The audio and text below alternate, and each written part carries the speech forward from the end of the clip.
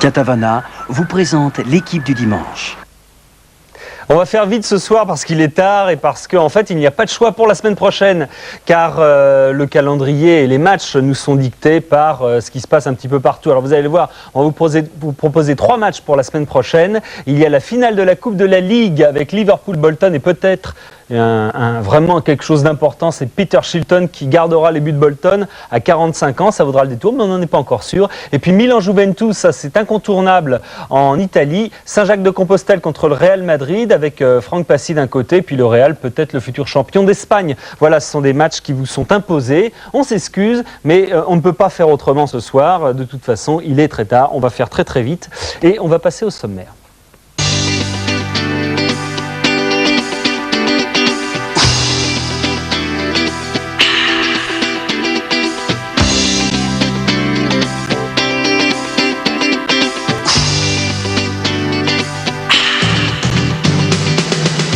Les buts de deuxième division française, les buts allemands, portugais et anglais, pendant que les autres font relâche pour cause de matchs internationaux. Le retour de Michael Jordan à Chicago face à la meilleure équipe actuelle de la NBA, Orlando, et le duel interplanétaire Michael Jordan-Shaquille O'Neal. La légende du budo, 4 siècles de combat et de philosophie, et puis un France-Japon de karaté. Le kimono et la ceinture noire est à l'honneur dans l'équipe du dimanche ce soir.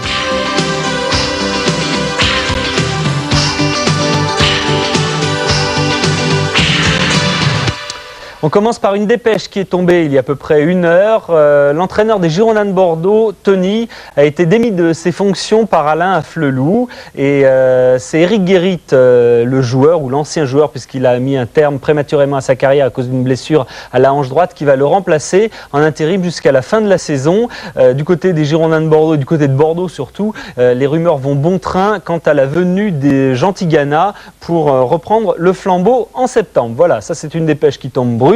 Nous, on va passer à la deuxième division pour commencer parce que c'est un cru exceptionnel ce week-end. Vous allez le voir, il y a des buts absolument magnifiques. Et en plus, ce championnat rebondit à la 33e journée puisque maintenant, ils ne sont plus que 6 quasiment à pouvoir jouer la montée en première division avec un ballottage favorable pour Guingamp qui a réussi une belle victoire, une belle performance à Marseille au Stade Vélodrome. Stéphane Le Goff. Match phare de cette 33e journée, l'OM recevait Guingamp. 28e minute, surprise générale au stade Vélodrome. Corridon sur ce but plein de sang-froid envoie Barthez au tapis. Ce sera le seul but de cette rencontre. Guingamp confirme ses prétentions à la montée en D1 et creuse l'écart au classement sur l'OM avec désormais 4 points d'avance. Si tout va bien en Bretagne pour les Guingampais, rien ne va plus par contre pour leurs voisins briochin. Saint-Brieuc qui recevait Châteauroux et qui va céder en fin de rencontre. Tout d'abord sur cette tête de Bossis. But inscrit à la 82e minute, puis 6 minutes plus tard, suite à ce contrôle orienté de Maharzi qui conclut en force. Châteauroux toujours en course pour la montée. Saint-Brieuc par contre pour la relégation. Battu mercredi à Charleville, le Red Star devait à tout prix réagir face à Dunkerque et regardez comment Blondeau montre la voie à suivre sur cette frappe en cloche de 35 mètres. Le gardien n'en revient pas, premier but de la saison pour Blondeau et le Red Star mène à domicile 1-0 après 28 minutes. Le Red Star qui conclut le score en deuxième période par l'intermédiaire de Steve Marley. Sur cette frappe, 2-0 score final et on reprend espoir là aussi pour la montée du côté de la porte de Saint-Ouen. Guignon se déplaçait à Angers, réglez bien vos pupilles car on est assez loin de l'action. La fusée est l'œuvre de Funzel et Guignon mène après 20 minutes 1-0 à l'extérieur. Juste avant la mi-temps, Funzel toujours sur l'aile droite, un long centre pour Traoré qui reprend magnifiquement de volée. 18e but et certainement l'un des plus beaux pour l'avant-centre guignonnais qui s'en va jusqu'à la ligne de touche se faire congratuler par son entraîneur. Guignon 2, Angers 0. Angers qui va s'incliner une 3e fois en fin de rencontre sur ce but de Trivino. En finesse, belle victoire de Guignon 3-0 à l'extérieur. Nancy-Charleville et une rencontre qui débute par un pénalty en faveur de Nancy après 33 minutes suite à cette faute dans la surface. Tony Vérel s'élance et prend à contre-pied Regnault. Nancy mène sur sa pelouse 1-0. Le reste en seconde période, touche pour Charleville, déviation de la tête et reprise de Clément. Nancy 1, Charleville 1.